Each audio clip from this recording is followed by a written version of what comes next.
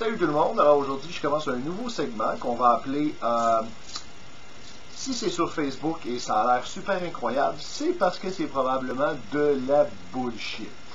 Alors, pourquoi est-ce que je commence un segment comme ça?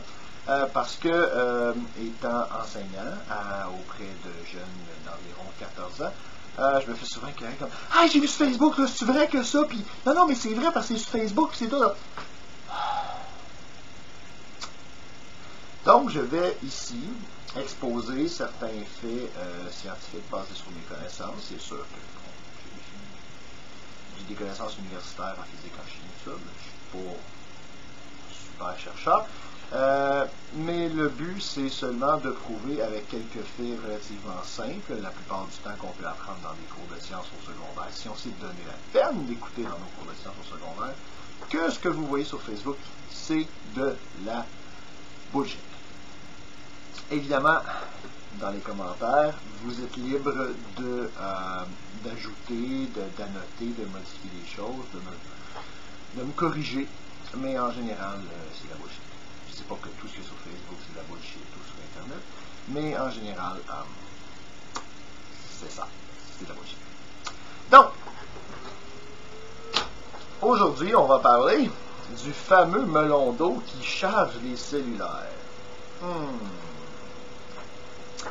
Alors, comment ça marche ce truc-là? Alors, si je me rappelle bien, et là je ne mettrai pas de lien pour la vidéo, je ne ferai pas la promotion de cochonneries comme j'ai vu, et qu'on m'a empoisonné mon timeline avec ça. Alors, en gros, tu as quelqu'un qui prend un melon d'eau, gros comme ça, une pastèque pour les Européens qui m'écoutent, malgré que ça va peut-être faire une différence, vous allez comprendre pourquoi après.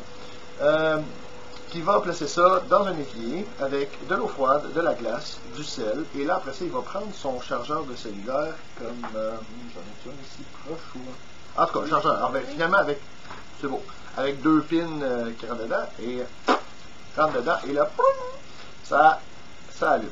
Bon, alors là je commencerai pas à parler le truc, le montage, le deuxième fil, tout ça, on sait probablement que c'est ça qui est arrivé parce que la rectification est pas vraie. Donc, pour ceux qui ne croiraient toujours pas que « c'est pas vrai, voyons donc de marquer tout le film. » Donc,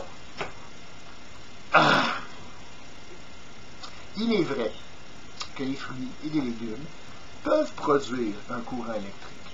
En fait, historiquement, ça a été les premières, ce qu'on appelle des piles électrochimiques. Les piles électrochimiques, c'est ce qu'on utilise, qu'on place dans la plupart de nos appareils.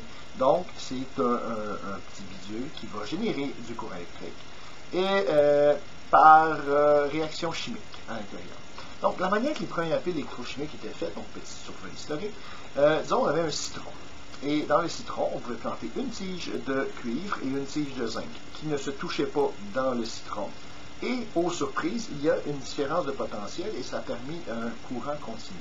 C'est basé sur ce principe-là qu'éventuellement, Alessandro Volta a conçu les premières piles électrochimiques. Qui fait que maintenant, on est capable d'apprécier nos petits cossins électroniques qui font de notre vie quelque chose de beaucoup moins grave parce qu'on est capable de montrer à tout le monde qu'est-ce qu'on a mangé pour souper. Maintenant, oui, ça fonctionne. Les citrons, ça fonctionne. Les patates, ça fonctionne. On peut faire fonctionner un réveil matin avec quelques citrons branchés en série ou des patates, oui, c'est correct. Ça dure un certain temps, mais franchement, ça en faut. Alors là, vous allez dire, ben la voilà l'explication. On peut charger l'iPhone comme ça? Non. Pourquoi non? OK.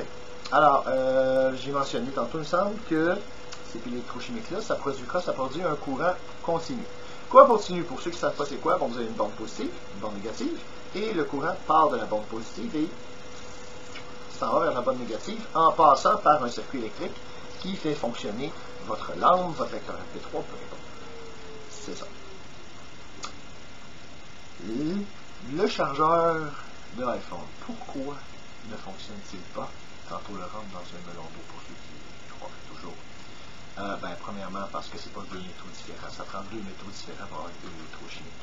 Alors que sur un chargeur de l'iPhone, à moins que je me trompe, il semble que c'est deux tiges en acier. Donc, deux fois même métal, zéro différence de potentiel, zéro courant. Mais, peut-être qu'il y a quelque chose qui se passe. Mais là, il y a un autre problème. Votre chargeur de l'iPhone, ou de toute autre affaire. Je ne veux pas faire la promotion d'une certaine compagnie en particulier.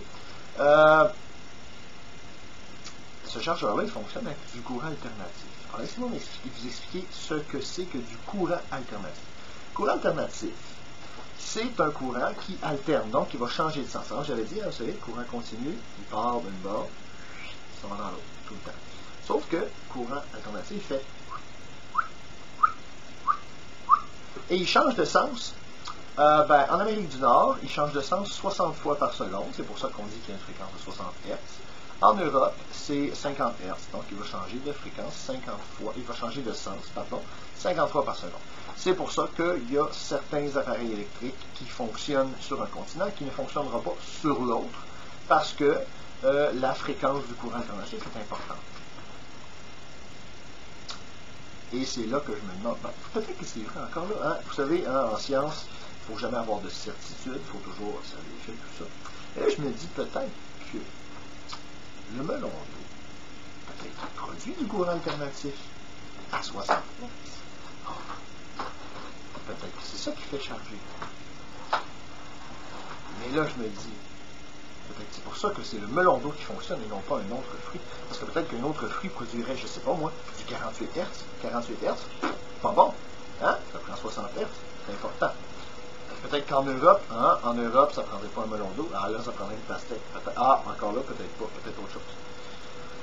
Et ceux qui ont écouté avec attention la dernière minute que je viens de dire, ça c'est un terme que j'enseigne beaucoup à mes enfants, un mot qui s'appelle sarcasme.